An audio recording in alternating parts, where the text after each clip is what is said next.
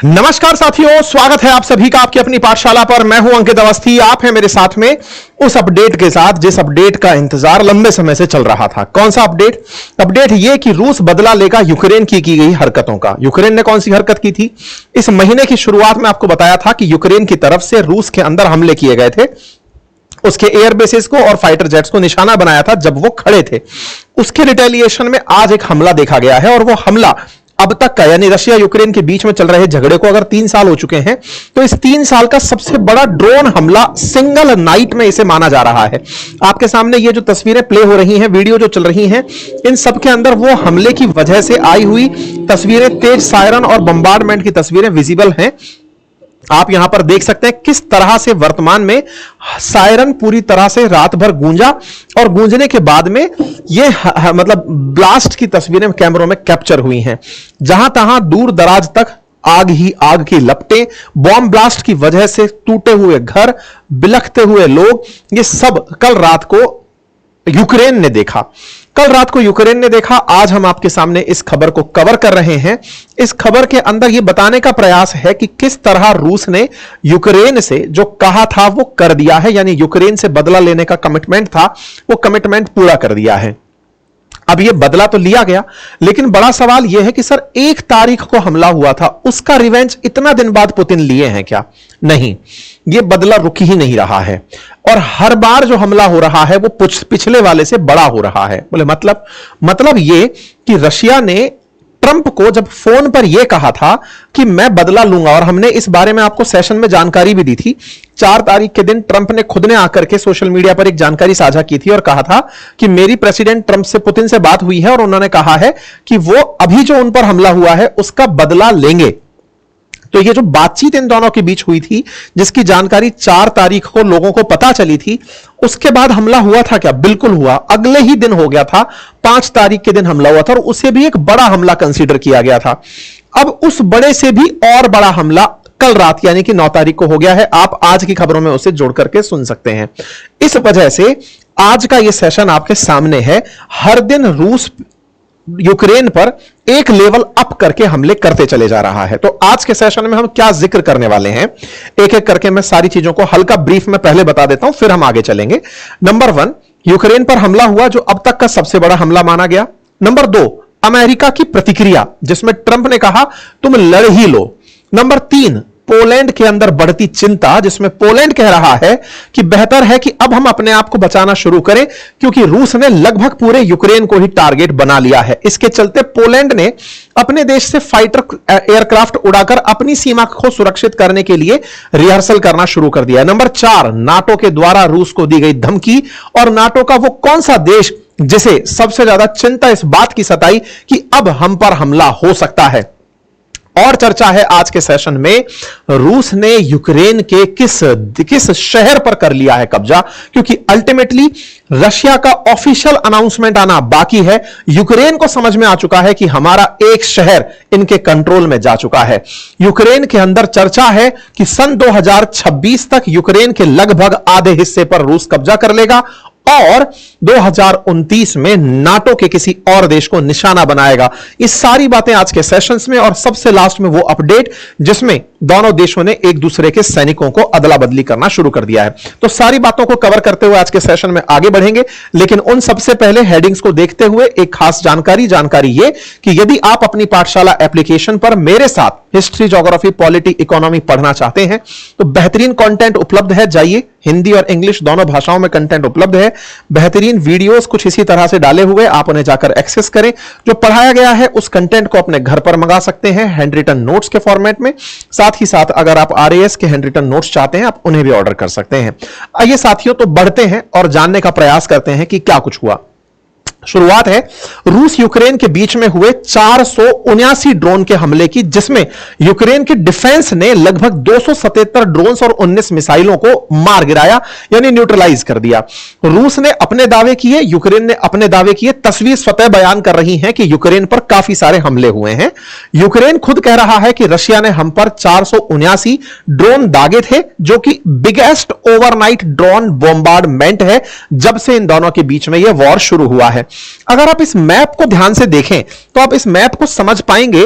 तो यहां पर देखने वाली बात कुछ इस तरह से है। क्या है? ये वाला जो क्षेत्र दिखाई दे रहा है क्रीमिया, अब ये तो पूरी तरह से कब्जे में आ चुका है रूस के। क्रीमिया के क्षेत्र में ही कर्च वाला अपन ने ब्रिज वाला मामला सुना था। ये लोहांस्क डोनास्क वाला जो क्षेत्र है, इस पर ये लगभग पूरा कब्जा कर चुके हैं। अब इस क्षेत्र से निकल करके इन क्षेत्रों पर अटैक हो रहे हैं। ये पूरा यूक्रेन अगर मैप पर थोड़ा सा भी आपको विजिबल हो रहा हो, क्योंकि आउटलाइंस थोड़ी लाइट हैं, तो ऐसे में अगर ये यूक्रेन आपको विजिबल हो रहा हो तो आप देख करके अंदाजा लगा सकते हैं कि इस यूक्रेन में लगभग उस पूरे क्षेत्र को जिसको सुरक्षित माना जाता था, उसके नॉर्थ और वेस्टर्न क्षेत्र को मध्य से लेकर एंड तक टारगेट किया गया है। इसके आगे तो पोलैंड जुड़ जाता है, तो पोलैंड ही बचा है। बाकी इन सब क्षेत्रों में इनके द्वारा हमले हो गए हैं। इनमें ईरान द्वारा बनी शाहिद मिसाइल भी, शाहिद जो ड्रोन है वो भी हमले के अंदर यूज किया गया है। बड़ी संख्या में उसका उपयोग हुआ, यानी ईरान के जो ड्रोन्स हैं वो यूक्रेन पर हमले में उपयोग में लिए जा रहे हैं। अब जब आप यहां तक हमला कर रहे हो तो इसका मतलब पोलैंड ज्यादा दूर नहीं बचा, तो पोलैंड वाले अपनी चिंता में गुजर रहे हैं। साथ ही साथ में कीव को तो आपने छेद दिया है, पूरी तरह से कीव के अंदर हमले ही हमले कर दिए गए हैं। ये तस्वीरें अपने आप में कल रात और आज सुबह की तस्वीरें हैं जो बयान करती हैं कि बड़े लार्ज संख्या में ये हमले हुए हैं और उनका रिहायशी इलाकों के अंदर इंपैक्ट हुआ है। बड़ी संख्या में लोगों के हताहत होने की सूचना है। ऐसे में बड़ा सवाल यह कि अचानक यह हमला क्यों बढ़ा। जो सेशन में आज ही पहुंचे हैं उन्हें मैं बता दूं कि इन महाशय ने 1 तारीख के दिन स्पाइडर वेब नाम से अपना एक ऑपरेशन किया था रशियन टेरिटरी के अंदर, और उस रशियन टेरिटरी में इन्होंने रूस के कुछ पर्टिकुलर एयरफील्ड्स को और वहां पर खड़े हुए फाइटर जेट्स को या फिर बॉम्ब गिराने वाले जहाजों को निशाना बनाया था। 5 एयरबेस को इन्होंने निशाना बनाया था और उसका परिणाम यह निकला कि इन क्षेत्रों में खड़े हुए जो भी बड़े इनके पास के फाइटर जेट्स, बॉम्बार्डमेंट के जो हवाई जहाज थे, उनको नुकसान पहुंचा था। उस नुकसान के बाद जेलेंस्की बहुत खुश हुए थे और इसको बड़ा ही ब्रिलियंट अटैक बताते हुए कहने लगे थे कि हमने 40 रशियन जेट्स को मार गिराया है। जेलेंस्की ने पूरी दुनिया में अपनी वाही इस बात पर कमाई थी कि हमने एब्सोल्युटली ब्रिलियंट रिजल्ट प्रोड्यूस किया है। हमने अपने 1 साल 6 महीने की मेहनत में 9 दिन लगातार 1 साल 6 महीने 9 दिन लगकर रूस के अंदर इतना बड़ा हमला किया है जिससे रूस स्तब्ध रह गया है। यह घटना अंजाम दी गई थी 1 तारीख को, जानकारी लोगों के बीच 2 तारीख को आई। साथ ही साथ इन्होंने कर्च ब्रिज जो है जिससे कर्च को रूस से कनेक्ट किया जाता है उसको भी टारगेट किया था, इसकी सूचनाएं भी आ गई थी। इसके बाद में ट्रंप को लगने लगा था कि पुतिन बुरा वाला मारेंगे, लेकिन एक बार पूछ लेते हैं कि भैया मारने वाले कब हो। इन्होंने कहा कि जल्दी ही मारेंगे, तो ट्रंप ने जनता को बताया कि जल्दी ही मारने वाले हैं। कौन मारने वाला है? बोले पुतिन मारेंगे यूक्रेन को। इन्होंने जनता को अपनी तरफ से ये पूरी सूचना दे दी, जनता को सूचना दी, हमने आपको दी। इस तरह से हमने अपनी तरफ से पूरी जानकारी आपको दी और ये जानकारी साझा करते हुए हमने बता दिया था कि एक बढ़िया कन्वर्सेशन इनका पुतिन से हुआ है, ट्रंप ने कहा, और उन्होंने कहा है कि बहुत स्ट्रांग हम अटैक करेंगे यूक्रेन के ऊपर। जानकारी सबको आई। इसी सेशन में मैंने आप लोगों से भी पूछा था कि बताइए कहां हमले हो सकते हैं। उसमें से आप में से बहुत सारे साथियों ने हमें अपने कमेंट में बताया था कि सर कीव पर हमला हो सकता है। कुछ लोगों ने डेट तक बताई थी कि 10 तारीख से पहले रूस बदला जरूर लेगा, यह बदला बहुत खतरनाक होगा, यूक्रेन के मिलिट्री बेस पर हमला हो सकता है, खतरनाक मिसाइल हमला हो सकता है। मतलब यह तो तय था। कुछ लोग न्यूक्लियर वॉर तक पहुंच गए थे कि हमारी जो ऑडियंस है वो इस बात से सहमत थी कि यूक्रेन से बदला जरूर लिया जाएगा।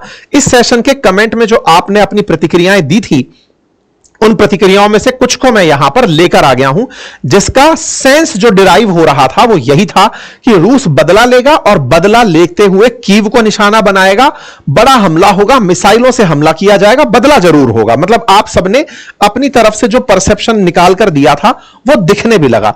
सबसे पहले वो दिखाई दिया था 6 तारीख को और फिर दिखाई दिया 9 तारीख को। 9 तारीख को 479 ड्रोन की खबर बड़ी बनी क्योंकि इन्होंने जो कहा था वो किया, यानी कि ट्रंप खुद ये मानकर तैयार हो गए थे कि कुछ नहीं हो सकता, इन्हें रोकने के सारे प्रयास मेरे निष्फल रहे और इन्होंने बढ़िया से अपनी तरफ से हमले किए। जेलेंस्की खुद इस जानकारी को 6 तारीख को भी देने आए और 9 तारीख को भी देने आए। जब 6 तारीख को जानकारी देने आए तब बताया कि साहब हम पर 400 ड्रोन से हमला हुआ है। आज देने आए तो बताया 479 ड्रोन से हमला हुआ है।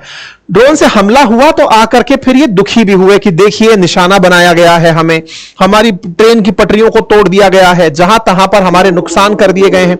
और हमने आप लोगों को उस समय भी कहा था कि इनकी रेल पटरियों को निशाना बनाया जाएगा, क्योंकि आज के समय पर फ्लाइट से ज्यादा यहां पर ट्रेन को सुरक्षित माना जा रहा है आवागमन के लिए। खुद यूक्रेन से बाहर निकलने के लिए जेलेंस्की ट्रेन से पोलैंड की यात्रा करके फिर वहां से दुनिया भर में उड़ते हैं, पता चले हवा में ही इनकी फ्लाइट को मार गिराया जाए। ऐसे में हमने आपके सामने ये जानकारी साझा की थी। 6 तारीख के दिन जो आप लोगों ने प्रिडिक्ट किया था वैसा हुआ भी, और उस प्रिडिक्शन के अकॉर्डिंग इनके मैक्सिमम क्षेत्रों में बम्बार्डमेंट हुआ, जिसमें से कीव को मेजरली रूस के द्वारा टारगेट किया गया। रूस ने अपने लोगों को यह बताने के लिए कि देखो हमला हम कर रहे हैं, यह केवल फेक न्यूज नहीं है, बाकायदा इन लोगों ने कैमरे लगाए और लाइव प्रसारण किया अपने यहां पर। यानी रूस में प्रसारण चल रहा था कि देखो कीव में ब्लास्ट हो रहा है, सूमी में ब्लास्ट हो रहा है, चेर्निहिव में ब्लास्ट हो रहा है, क्योंकि कई जगह के शहरों में लगे हुए जो कैमरे होते हैं उन कैमरों को इन्होंने हाईजैक कर लिया होगा, या फिर वहां पर साइबर तरीके से उनको अपनी तरफ से अपने कंट्रोल में ले लिया होगा साइबर अटैक से, और साइबर अटैक से उन कैमरों का एक्सेस ग्रैब करके रूस में यूट्यूब पर लाइव चलाया जा रहा था, सोशल मीडिया प्लेटफॉर्म्स पर लाइव चलाया जा रहा था कि देखो कहां कहां पर कैसे ब्लास्ट हो रहे हैं। तो लाइव फुटेज दिखाई जा रही थी रशियंस को। बकायदा ईरानियन जो शाहेद जो ड्रोन है वो भी हमले के अंदर उपयोग में, मतलब इसने रूस ने यूक्रेन पर उसका इस्तेमाल किया था। जेलेंस्की ने अपने द्वारा इस बात को लोगों को बताया कि देखो साहब हमें बहुत बुरा मार रहे हैं, बहुत बुरा मार रहे हैं। लोगों को लगा कि चलो 6 तारीख को पिट लिए, अब नहीं मारा जाएगा। उस समय पर यह काफी ज्यादा सुर्खियां बड़ी होने लगी। लेकिन 6 तारीख से अगले ही दिन, मतलब आज की खबर जो आप सुन रहे हैं वो अब 9 तारीख की रात की खबर है। 10 तारीख को हम चर्चा में इसे ले रहे हैं। उस दिन से भी बड़ा हमला इन्होंने कल रात को कर दिया है, और कल रात का यह हमला फिर से एक सुर्खी बन गया है, जिसमें फिर से कीव और ओडिशा जैसे प्रमुख जगहों को टारगेट बनाया गया है। लार्ज स्केल पर ड्रोन अटैक हुए हैं, रूस के द्वारा यह हमले किए गए हैं। वायुसेना रूस की अपनी तरफ से अपने बयान दे रही है, यूक्रेन अपनी तरफ से बयान दे रहा है कि हमने रूस के मिग-31 और सुखोई को मार गिराया है। यह अपनी तरफ से लोगों को इंफॉर्म कर रहे हैं कि हमने साहब बढ़िया एयर डिफेंस किया और हमारी एयर डिफेंस में रूस को हमने बहुत नुकसान पहुंचाया। चलो ये तो हो गया दोनों का अपना पक्ष। एक और पक्ष था, और वो क्या था? वेस्टर्न मीडिया में एक न्यूज चैनल चलता है DW, जर्मनी का, जैसे ब्रिटेन का BBC है ऐसे DW जर्मनी का है। इसने एक खबर कवर की और इसने लिखा, रशिया ने क्लेम किया है कि वो एंट्री कर चुका है। ये जगह जो है ना निप्रोपेट्रोव्स्क करके जगह है, तो ये निप्रोपेट्रोव्स्क करके जो स्थान है इस पर रूस की एंट्री हो चुकी है। Russia has not made a formal territorial claim over Dnipropetrovsk unlike 5 other Ukrainian regions. मतलब इसने अभी तक ऑफिशियल इस बात की घोषणा नहीं की है जैसे और 5 क्षेत्रों की कर रखी है, लोहांस्क, डोनास्क, उन जो जगहों की घोषणा कर रखी है वैसे इस जगह की घोषणा नहीं की है। अदरवाइज ये लोग ऑफिशियली इस क्षेत्र को कब्जा कर चुके हैं। कौन सा क्षेत्र है आइए मैप पर देखते हैं। देखिए 1 2 3 4 5, इन 5 क्षेत्रों पर तो ऑलरेडी ये कब्जा कर चुका है। कौन कब्जा कर चुका है? रशिया कब्जा कर चुका है। यह खबर तो आपको अब तक पता ही चल गई है। यहां पर क्रीमिया है, इसके बाद लोहांस्क, डोनास्क, डोनबास, ये वाले क्षेत्र हैं। इस वाले क्षेत्र को जो अब आपको येलो दिख रहा है, इस क्षेत्र को रूस ने कब्जे में ले लिया है। इस क्षेत्र का नाम निप्रोपेट्रोव्स्क रीजन है।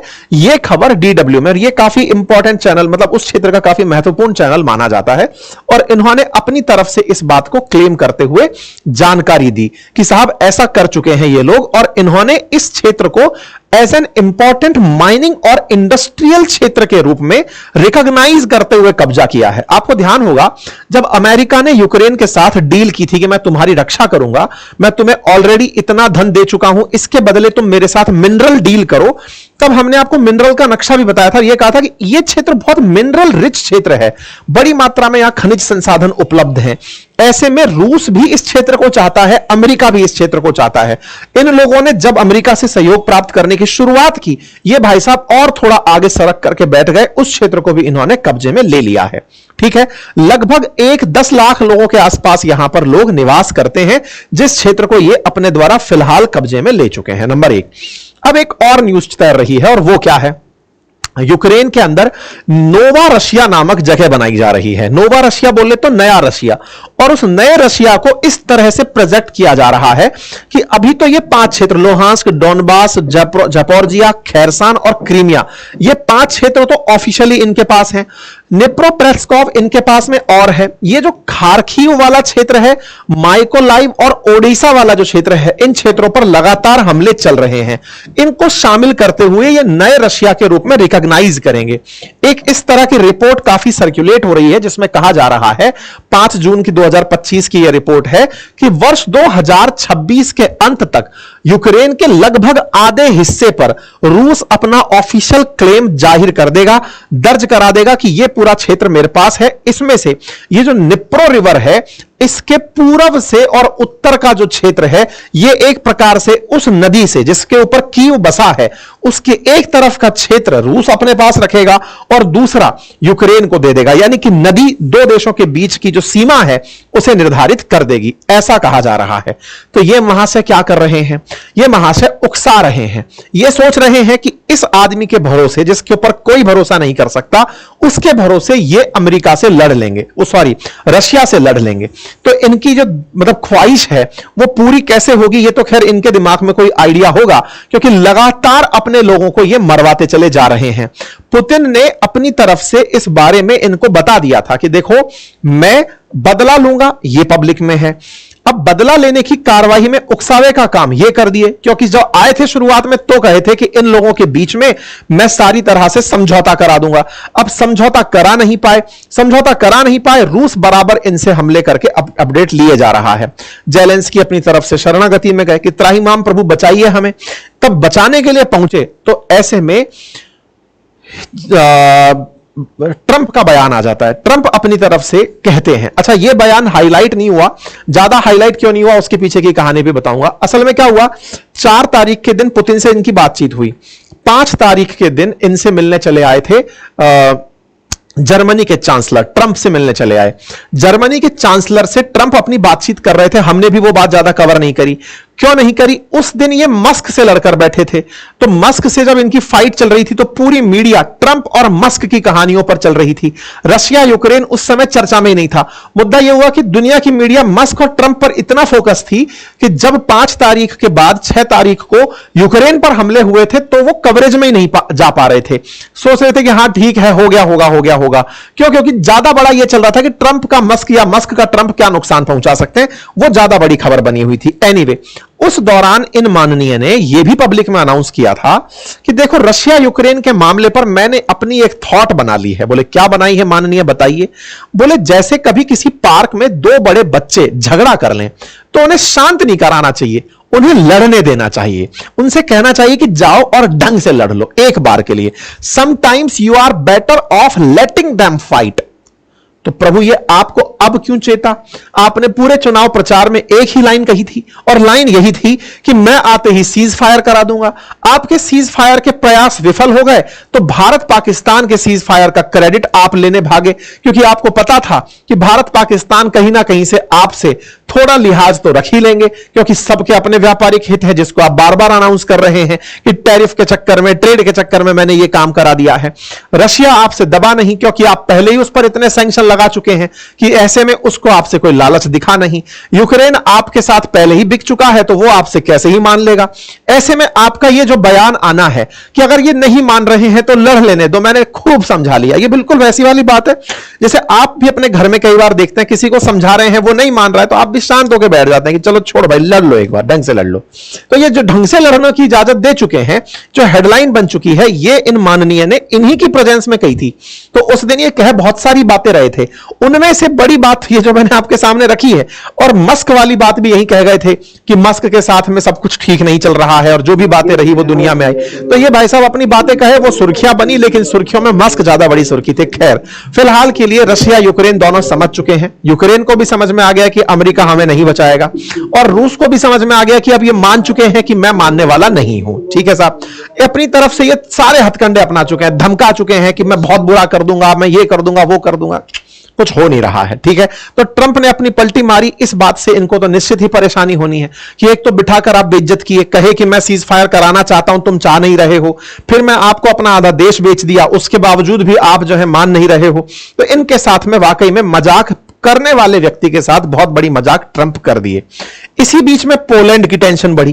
पोलैंड ने कल जब ये हमले हुए, तत्काल प्रभाव से पैनिक में अपने जो फाइटर जेट्स हैं उनको हवा में उड़ाया, और फाइटर जेट्स को उड़ा करके कि भैया देखो, अगर गलती से ये सीमा क्रॉस करके हमारे अंदर बम गिरा दिया रशिया, इसकी तरफ से तो मजाक हो जाएगा कि oh my God, so sorry, आपके बम, आपके क्षेत्र में बम चला गया था क्या?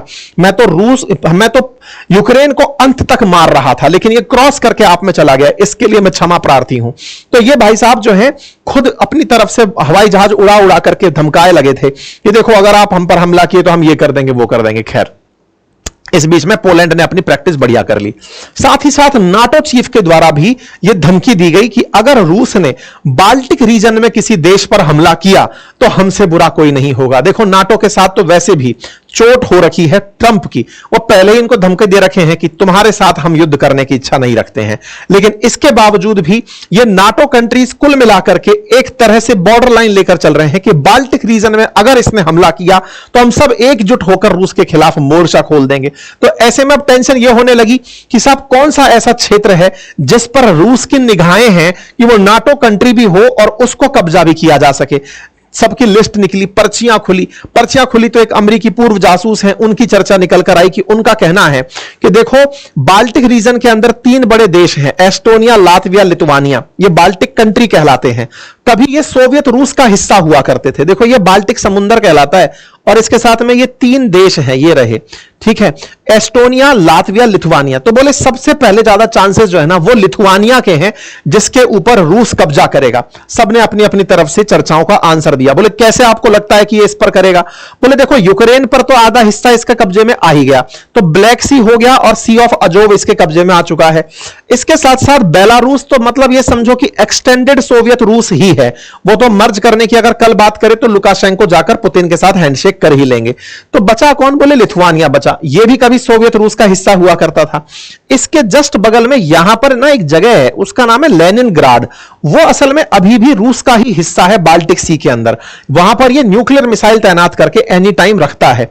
भले ही इसकी कनेक्टिविटी ना रहे, लेकिन फिर भी लिथुआनिया से होकर के ट्रेन जाती है लेनिनग्राड तक, और यहां पर बढ़िया इनके बीच में कनेक्टिविटी बनी हुई है। तो बोले अगला हमला लिथुआनिया पर है। लिथुआनिया इज्जत बचाकर नाटो में शामिल हुआ था, तो इनका मानना है कि लिथुआनिया तो मजबूरी है रूस के लिए लेना, ताकि लेनिनग्राड से सीधा उसका बाल्टिक सी के अंदर एंट्री हो पाए। क्योंकि अभी जो ये वाला क्षेत्र है ना, बहुत ही छोटा इसको एंट्री मिलता है इसमें बाल्टिक सी के अंदर रशिया को। तो इस क्षेत्र में रूस का इस यूरोपियन सी के अंदर एंट्री के लिए बहुत ज्यादा काम का देश रहने वाला है, उसका नाम है लिथुआनिया। अगर इसे इन क्षेत्रों में आना है, मतलब किस क्षेत्र में? ब्लैक सी वाले क्षेत्र में आना है, तो उसने यूक्रेन पर कब्जा करके जिन क्षेत्रों पर कब्जा किया है उससे ब्लैक सी में बढ़िया एंट्री उसको मिल गई है। ठीक है साहब, तो कुल मिलाकर के लिथुआनिया अगला टारगेट है। तो लिथुआनिया की टेंशन बढ़ रही है, इसलिए खबर बन रही है कि 2029 तक नाटो कंट्री के ऊपर यह हमला कर सकते हैं, और इसके लिए जर्मनी टेंशन में है कि भैया सेना बढ़ा लो, अगर हम पर हमला हुआ तो बचेंगे कैसे? नाटो को तो एकजुट रहना है। क्या पुतिन पर यह विश्वास किया जा सकता है कि लिथुआनिया पर हमला करेंगे? बिल्कुल, क्योंकि ये पहले से 1991 से खार खाए बैठे हुए हैं। 1991 तक यूएसएसआर एक ही देश हुआ करता था। 1991 में टूटने के बाद 15 देश बने। उन 15 देशों में से ये यूक्रेन भी है, तो बेलारूस भी है, तो लातविया, लिथुआनिया, ये सब भी हैं। साथ में ये सेंट्रल एशियन कंट्रीज भी हैं। इस सारे देश जब सोवियत रूस से निकले थे, पुतिन का मन है कि कभी रूस वापस सोवियत रूस बने, और 1991 से पहले वाला वो बन बनकर आए, ये कई बार इस तरह की मंशा जाहिर कर चुके हैं। ऐसे में लिथुआनिया का नंबर अगला होगा, यह बात देखने लायक होगी। खैर, फिलहाल के लिए तो चर्चा इसी बात पर है कि इन लोगों के बीच यूक्रेन के साथ जो मामला चल रहा है, कंट्रोल में यह किसी के नहीं आ रहा है। इस बीच में थोड़े दिन पहले जो तुर्की के अंदर जो टेबल टॉक हुई थी, तुर्की के अंदर टेबल टॉक में क्या था, तुर्की में जब टेबल टॉक हुई थी तो यह तय हुआ था कि दोनों अपने जो युद्ध बंधक हैं उनको, प्रिजनर्स ऑफ वॉर जो हैं उनको एक्सचेंज करेंगे। क्या प्रिजनर्स ऑफ वॉर का एक्सचेंज हुआ? बिल्कुल हुआ। तो कल ही जिस समय गोले गिर रहे थे उस समय रशिया यूक्रेन एक दूसरे के प्रिजनर्स ऑफ वॉर हैं उन्हें एक्सचेंज कर रहे थे। ये कुछ प्रिजनर्स ऑफ वॉर हैं जो रूस की तरफ से यूक्रेन को सौंपे गए और उनकी तस्वीरें बाकायदा जेलेंस्की ने जारी करते हुए कहा, वेलकम किया, घर में वापसी करवाई कि बढ़िया हो गया, हम लोगों ने अपने लोगों को वापस, युद्ध बंधकों को वापस बुलाया है। लेकिन इसके बीच में मजाक भी बनी। कुछ डेड बॉडीज जो थी जिन्हें भी रूस यूक्रेन को सौंपना चाह रहा था, यूक्रेन ने उनके बारे में मना कर दिया है, ऐसा सोशल मीडिया पर क्लेम किया जा रहा है। और ऐसे में क्लेम के साथ साथ हम आपको यह तस्वीर के माध्यम से बता रहे हैं कि लोग इनका आनंद इस बात पर ले रहे हैं। खैर, फिलहाल के लिए कुल जमा बात यह है कि इनको कंट्रोल करने की इनकी चाहत अब किसी काम की नहीं बची है। अब दुनिया को यह समझने की जरूरत है कि यह व्यक्ति जो पिछले 3 साल से यूक्रेन को युद्ध में झोंका हुआ है, इसे कब हटाया जाएगा, क्योंकि अतिरिक्त रूप से यह समय लेकर के राष्ट्रपति बना हुआ है और ऐसे में इसके प्रयास में आधा यूक्रेन लगभग खत्म हो चुका है। हजारों की संख्या में लोग विस्थापित हो चुके हैं, हजारों की संख्या में लोग मर चुके हैं, करोड़ों रुपए का, अरबों रुपए का नुकसान यूक्रेन को हो चुका है। वर्ल्ड में तमाम प्रकार की टेंशन आ गई है। यानी इकलौता एक व्यक्ति, अगर उसकी सोच में पहले दिन यह रहा होता कि वो नाटो के प्रति प्रेम नहीं दिखाता, अगर इसकी एक जिद यह कम रही होती कि मुझे नाटो में शामिल नहीं होना, तो दुनिया रशिया यूक्रेन वॉर नहीं देखती। इसकी यह चाहत कि मुझे नाटो में मिला लो, आज उसी नाटो ने इसको पूरी तरह से चांटों से पिटवाया है। ऐसी स्थिति में दुनिया को टेंशन मिली सो अलग, जिस तरह से प्राइस फ्लक्चुएट हुए, दुनिया में सैंक्शंस का दौर चला, पुतिन के खिलाफ लोग रहे, तमाम प्रकार की चीजें रही। ये सारी बातें एक व्यक्ति के थॉट प्रोसेस के कारण हुई। अब इसका रिवर्स थॉट भी रहता है कि साहब देखो कितना जुझारू है, हट नहीं रहा है, लेकिन अपने देश की रक्षा कर रहा है। कैसी रक्षा? जिस देश की रक्षा के नाम पर खुद सुरक्षित जीवन जी रहे हो, वर्ल्ड पॉलिटिक्स में छपास की बीमारी से पीड़ित चल रहे हो, जहां तहां देखो खुद को सुर्खी में ट्रंप की तरह। मतलब ये तो चलो अमेरिकी राष्ट्रपति है कि एक तरह से दुनिया की सुपर पावर का राष्ट्रपति है। तुम्हें युद्ध से पहले कोई नहीं जानता था और आज सब तुम्हें जानते हैं। चाहे G20 हो, चाहे G7 हो, चाहे दुनिया में कहीं बैठक हो, तुम जाकर पहुंच जाते हो। मतलब हालांकि ये पहले कॉमेडियन हुआ करता था, इसको टेलीविजन पर आने की और कैमरा के सामने परफॉर्म करने की बढ़िया प्रैक्टिस थी। अब ये प्रैक्टिस लंबी खींच गया है भाई, तो लोग अपने अपने तरीके की प्रतिक्रियाएं दे रहे हैं। बाकी आप इस विषय पर क्या सोचते हैं, अपनी राय जरूर कमेंट बॉक्स के अंदर रखिएगा। फिलहाल के लिए इतना ही। चैनल पर नए हैं तो सब्सक्राइब कर लें, अपनी राय कमेंट बॉक्स में छोड़ें। और हां, अगर आप मेरे साथ जुड़कर पढ़ना चाहते हैं तो अपनी पाठशाला ऐप विजिट करें, वहां पर आपके लिए काफी सारे प्यारे कोर्सेज और हैंड रिटन नोट्स उपलब्ध हैं। Thank you so much.